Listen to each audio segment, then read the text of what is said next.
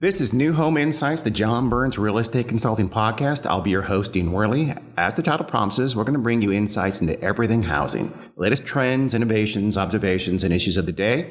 We'll bring in colleagues here at John Burns and also some major industry players from all across the country. This podcast is going to be quick, fun, but also hopefully make you think. So see you here every couple of weeks. Now let's get to it.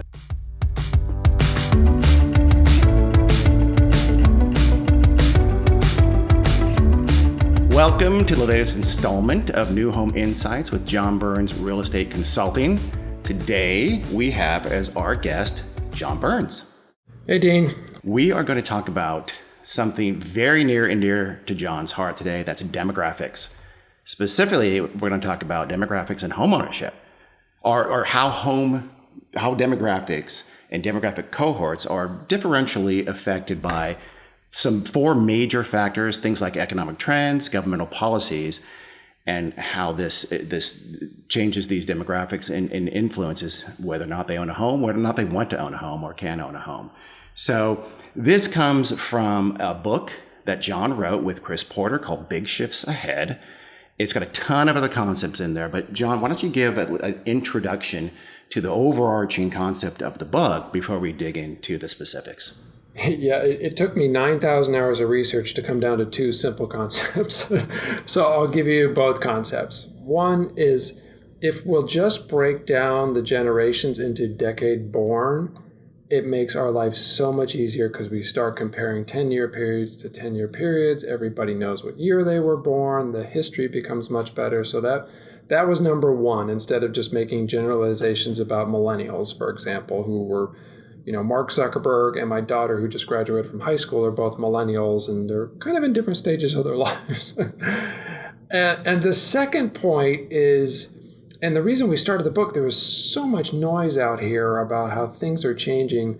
We were able to come up with something we called a 4-5-6 rule, which all the noise is in four different buckets. It's either and this goes back to the 1930s. It's either been caused by, some shift has been caused by a government policy, would be one, a change in the economy, which would be two, some new technology that came along, which would be three, and then some societal shifts like, having a child and then getting married instead of the other way around, have all been the big game changers. And I called it 4-5-6 because those four influencers impact the five different life stages very differently. The exact same thing impacts a child differently than a young adult, different than a family, different than somebody retired. And then the 6 would be the 6 key questions executives are trying to answer in their business. Who, what, when, where, why, and how is something changing, and how should I change my business? Okay. So that's the overarching. That's Big Shifts in a nutshell. It's a good nutshell. It's a great book. Everybody listening should go buy it right now if they don't have it already. 9,000 hours of research for $20. I think it's a pretty good deal. That's absolutely fair. So we're going to drill down into how those really the first four factors, am I right? How those governmental policies, economic shifts, new technology, and societal shifts have specifically impacted homeownership and those different 1930s, 1940s, et cetera, cohorts. What do you want to start? How do you want to start that? Well, I'll give a little bit of history, and then I'll tell you maybe I'll start with today. So government policies. 70% of all the mortgages being made today, the policies are being written by presidential appointees. And this is new since the Great Recession. So the oversight for Fannie Mae and Freddie Mac is a group called FHFA, who is currently Mel Watt, and he is determining the policies. He was appointed by Obama, and President Trump gets to replace him at the end of the year. Then you've got 24% of all the mortgages being made by FHA. Prior to the downturn, it was typical that FHA was about 4%. Today it's 24%, with the policies being set by Ben Carson and the people that work for Ben and HUD. And then you've got VA and USDA, which are also governmental appointees. So mortgage policies can change here pretty rapidly. And they have in the past. You go back to those born in the 30s and 40s, they got to an 80% home ownership rate. A lot of that helped by the GI Bill, which was 100% down payment, 100% loan. to vets, and every male was a vet, so they got to 80% home ownership.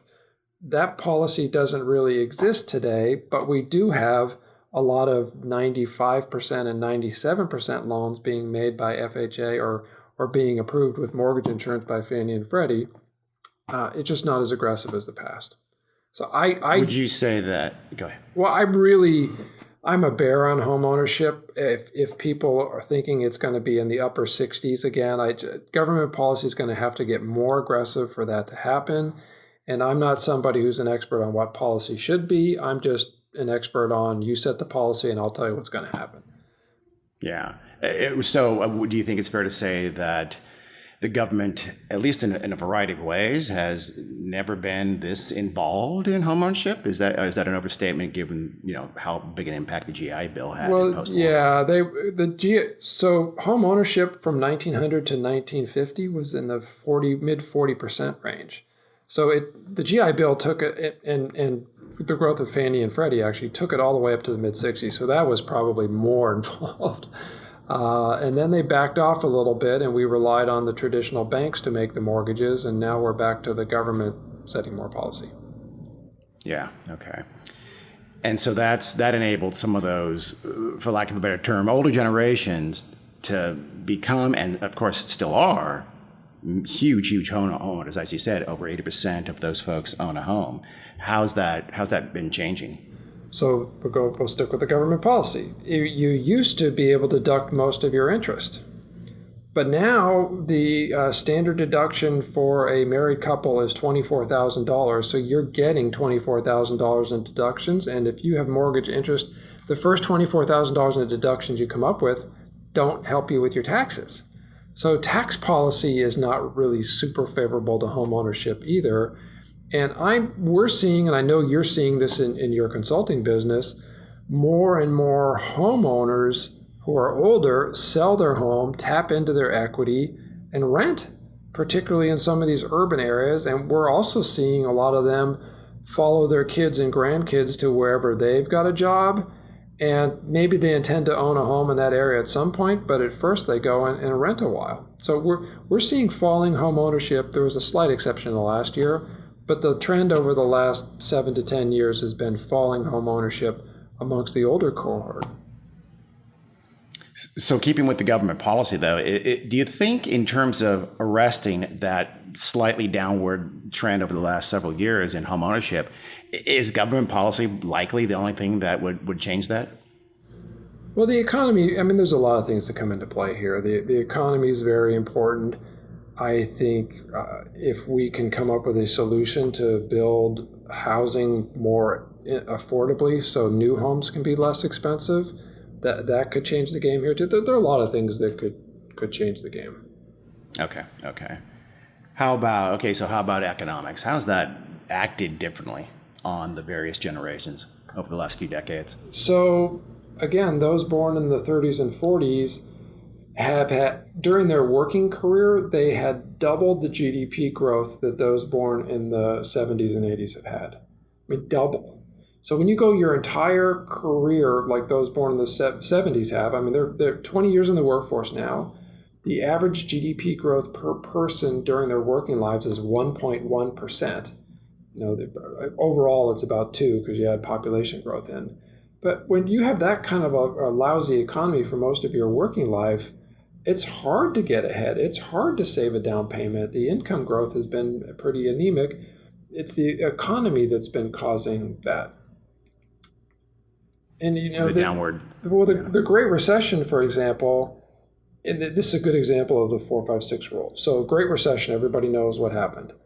If you were born in the 1990s, you were just a kid, but you saw what happened to people that had too much debt. You became very conservative with debt. People born in the 1990s now are more likely to be using debit cards than credit cards, for example. They have a lot in common with those born in the 1930s who were born into the Great Depression, who were afraid of too much debt. And then those born in the 1980s, this Great Recession, they graduated from college with a lot of student debt right into a 5-year horrible economy. They got off to a really slow start, so they had a different experience. those born in the 1970s, Dean, had the highest home ownership rate ever at their 10-year reunion, because that's when it was the early 2000s, and the lowest home ownership rate in decades at their 20-year reunion, because they're the foreclosure generation. Yeah. So they all shared stories of their REO or their short sale at their 20-year reunion, and everybody could cry together. Is it so? Do you think, though, because the 19th Depression was, let's call it a generalized economic thing, it affected every economic sector, I believe, right? The last one, the one in the 2008 recession we're talking about, that seemed to impact the housing industry even more than other sectors. So do you think this younger generation is particularly snake-bit about housing in a way that the 1930s generation maybe was more general? I do, and because they equate a recession with foreclosures, because that's the recession then they remember. That was not the case with the recession in 2000, for example. So, and even the little mini recession we had in the mid 1990s. But this generation thinks recession, oh, that's housing, it's a bad time to buy a home. And we're starting to see listings tick back up a little bit, not because there's anything wrong with housing, but because I think there's recession on the horizon headlines these days. Yeah, and this younger folks have been, we've all talked about how they've sort of entered these life stages later than their previous cohorts. In fact, you talk about that in the book quite a bit. I wonder how much of that isn't just sort of their psychological wanting to when they get married, when they have kids, etc. But it is the fact that they were snake bit so much, or at least really scarred by the recession, and don't want to go into those mature things because that means they're going to have to buy a home and settle down. Well, I think there's an element of truth to that. I'm actually going to stick my neck out here a little bit. I think people are going to start getting married earlier because it was delayed by the recession. And that's now in the rearview mirror. I think people are going to start getting married a little bit earlier. We kind of spin. You mean the very young people who are in their, teens, early 20s are going to start getting I think the average age is maybe 26, 27 now. Maybe it comes back down to 25. But this gets spun too negatively. I think we also need to remember we've had 9 years of economic growth. So people that are 4 or 5 years out of college right now have only known a good economy, although they have the fears of the recession. They're more likely than any generation before them to have both him and her as a college-educated person. And if they're buying a home at the age of 28, they're both pretty far along in their careers and making some decent bucks. And the new home industry has really responded to this by, the new home guys call it my entry-level home, but it's typically more expensive than the median resale home price. It's just a more affordable new home. That's exactly who they're selling to. It's a higher density, small lot, great location, but probably above the median home price in an area. And that's exactly what these people want. Yeah. That'll be a different podcast that we definitely want to talk about one of these days, of how we do get to new homes at a lower cost. Is it manufacturing or modular homes? What's it going to be? Is it always going to be drive to qualify, or are we going to have different solutions? But let's do that. Let's do that another time. We will. I took a tour of the Clayton plant in Tennessee last week. It was fascinating. They're putting out 10 homes a day, start to finish, out of this one plant. It's amazing. Yeah, I do think we see a lot more of that. We have to. Do you want to switch over to new technologies and how new technology has impacted these cohorts over time? Yeah, so one of the things that surprised me in the book was how birth control technology basically stopped births for a while, and now it actually, until this year, was bringing it back with IVF. But probably the biggest change in the housing industry has been the smartphone and just the information you can get in seconds on your smartphone now. It's really disrupting a lot of people. It's disrupting real estate agents, because I don't need a real estate agent to know what's for sale. I don't need a real estate agent to know what schools or this house goes to. All of that information is at your fingertips. But I need a real estate agent to walk me through the process. And so the real estate agent, for example, has become more of an expert and less of just a transaction facilitator, if you will. Yeah, they have to figure out what their value add is, don't they? Yeah, and I know some home builders will disagree with me on this, but hear me out.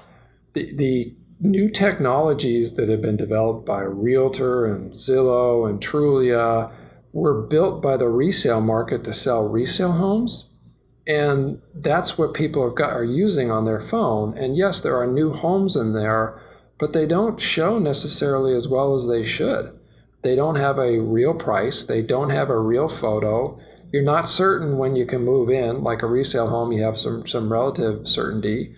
It's different. And I think the home builders are behind the curve with the smartphone, if you will. But I think they'll get there at some point. No, I think you're right. It seems like, again, I'm sure many of our home builder friends will disagree, but it seems like the home builders built their websites a while back now, and they were great, and they were state of the art, and they were cutting edge, but not so much anymore. And the real estate agents of resellers having to value add have become pretty sophisticated with that. Yeah, they're great tools once you've got somebody interested in coming out to visit your community. But I think we're missing people to get them interested in visiting your community in the first place. Yeah. And the new and younger folks are definitely they're savvy. They're savvy buyers. They're all college educated and they have the debt to prove it.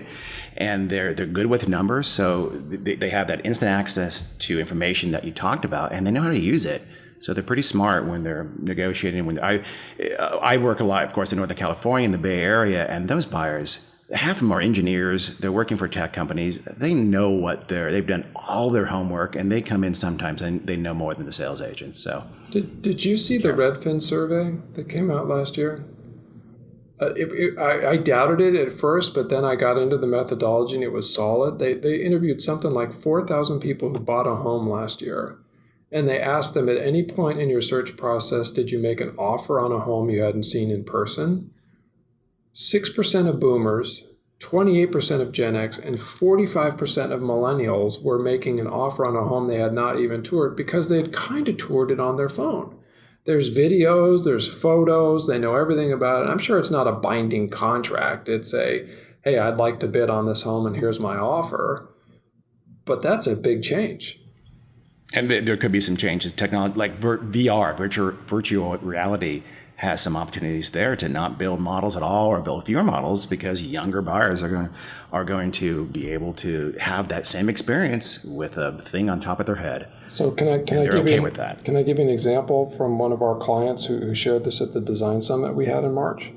This is a big home builder. I won't name their name because I didn't ask for permission, but they build model homes on a test case and have consumers walk through them and then criticize them. This is one of the largest home builders in the country. And they started doing it with virtual reality, and they got to the point now where consumers walking through the exact homes and consumers walking through them just with virtual reality were giving them the exact same feedback. And so they said, we don't need to build the physical homes anymore. The virtual reality is getting to the right answer. And that's going to be a big change for them. For me personally, I get nauseous watching Blair Witch Project way back when. So I would probably throw up in their office. I may not be the right person for that, but I think it's a great opportunity to change things up. And I think it's inevitable. You're going to have that. More manufactured homes, more VR, fewer models. I mean, it makes sense, and it'll bring down some cost. Right. My son plays around a lot in the VR, and the technology gets better and better and better every 6 months. A lot better. As long as it doesn't make me sick. That's the key. When they don't make me sick, that'll be the benchmark. I think that's where we're headed, Dean. In fact, we may already be there. The Dean doesn't get sick test is the key, I think. Any other new technology or any other technological shifts that are going to be impactful or have been impactful? Well, that's the one I'm thinking about the most. Everybody's talking about driverless cars, and I think we'd have to do a whole episode on that one. I could see that impacting urban product in particular because it makes, to the degree Uber and Lyft and driverless cars make the urban experience a little more convenient for getting out of there and to and from. It can open up some more folks into that particularly market location than would otherwise be true. It just makes it easier. Or even the reverse could even happen where you live on the outskirts the true urban core, but you know you're going to be going there a lot, and having access to driverless cars anytime you want can make that a little more palatable, I think. Well, and I'll just give you one example. So one piece of consumer research we were doing is the young buyers on a location, they have a conversation about, well, how far is it to Uber to how expensive is it to Uber to my favorite bar? So, you know, and because that's part of the location decision now, is that's what I do. And I've seen sales offices with literally on the board or something will say 8-minute Uber to downtown or something like that. And great example. It's a key thing. It's a key consideration because this was an area where there's a lot of relatively young, especially couples and kind of early young families, and they're thinking about that. Even with a kid or two, they're still going to go hang out in downtown on weekends. So right. I mean, these are all shifts. We just need to design our communities differently now for all these things, which is actually really exciting. And what I think about the new home community, the resales were not built with any of this in mind. So this is all an opportunity for home builders. It's just a different opportunity than existed 10 years ago. How about smart homes? Is that something we're going to see explode? I mean, a lot of the big builders are really looking hard at that and already acting upon it. Do you see that becoming the norm? Yeah, I do, but these smart homes so far really aren't that smart, Dean. I mean, it's really nothing. It has more. An Alexa. What you can put an Echo in the home and get the Wi-Fi into every corner in most resale homes too. But I do think they are. It is the right thing to do, and it's not very expensive. Yeah, I know. You can turn on your air conditioning before you get home. Things like that, little things like that, I think will become absolutely the norm, and you'll do it from your phone, from an app. That'll be. We'll see though who controls that. Is it going to be Amazon or Google or the home builders? My guess, I wouldn't bet against Amazon or Google.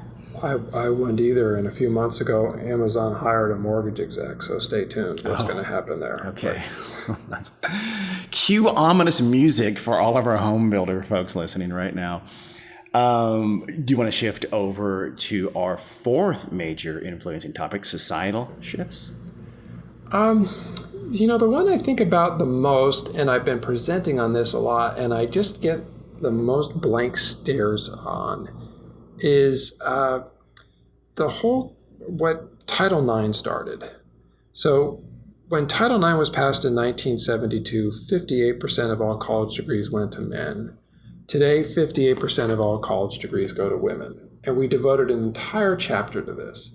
But I'm thinking that kind of a dramatic shift has to impact housing. And I really haven't gotten great answers or great results as to why. Other than I do know when you're talking about young single adults, women are twice as likely to buy a home than men. So I know that some builders have been having great success selling homes to single women, much more so than men. But other than that, I really haven't figured out what that dramatic shift means for housing. Say that again. So women are right now, women are twice as likely. Yeah, they're twice as likely to be buying homes unmarried than married than their high school classmates who are male. Well, yeah. I mean, they're experiencing that. They have. I mean, they're as we know from the late life stage decisions, at least so far, no one's getting married, and they're making income. They're college educated. They're making that decision to buy a home. Right, but that's not the white picket fence 30 miles outside the labor force. They're buying something closer in near things to do with a smaller yard and. But other than those type of generalizations, I really haven't figured out what this has been. And particularly for dual income couples now where she's the breadwinner, you would think that there would be some differences in the house if he's staying at home because the rate of stay-at-home dads is rising much faster than the rate of stay-at-home moms, which is rising too. But I haven't seen a lot of that merchandised in the homes or homes designed differently for that reason. That's interesting. At the very least, in terms of is that kind of old school patronizing, you're speaking to the wife for the emotional connection and the husband for the dollars and cents. Those days are thankfully over because of this sea change in women's income and education. So they're at least an equal part in that home buying decision, and that's great, I think. Okay. So anything else on societal? Anything in terms of do you want to maybe sort of wrap up if you want to on how these four major factors have impacted going back to home ownership, these cohorts in home ownership differently. Well, I'm more forward-looking with this. So, we go into our clients and we go into the board meetings and we get questions about what's this technology going to do? What's the disruption of retail going to be? What happens if we have a recession? And I think with this framework now, okay, well, let's just not make a general comment that doesn't do anybody any good. Let's talk about what this is going to do to your entry-level buyers. Let's talk about what this is going to do to your senior housing business. And it just brings so much more clarity to this. I'm trying to reduce the hours of time wasted on these discussions to make them more productive. And that's if we've done that, then I feel we've made a great contribution to the industry. I could not agree more, but I'm biased. Yes, me too.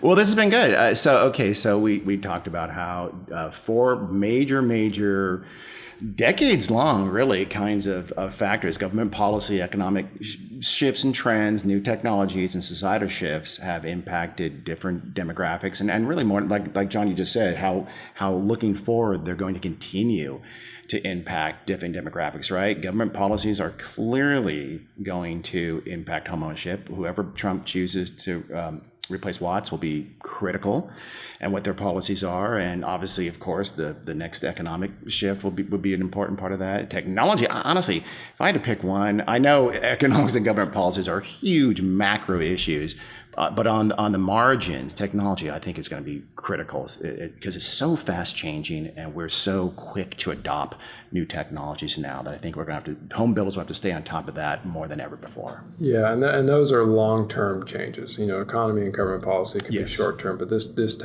new technologies are here to stay. Yep. And Alexa, since it's listening to you right now, Amazon already knows what you want. Oh my God, I think my Alexa just turned on. I'm not kidding. So, okay. Well, this has been a good, I like this. I enjoyed this. This has been very, very thoughtful. Anything else you want to end with, John? No, I think we're good, Dean. Always fun to go through these things. Awesome. I appreciate it. Well, hopefully you enjoyed this latest episode of New Home Insights. John, our guest again was John Burns, who coincidentally has a company called John Burns Real Estate Consulting. Please join us next time. See you then.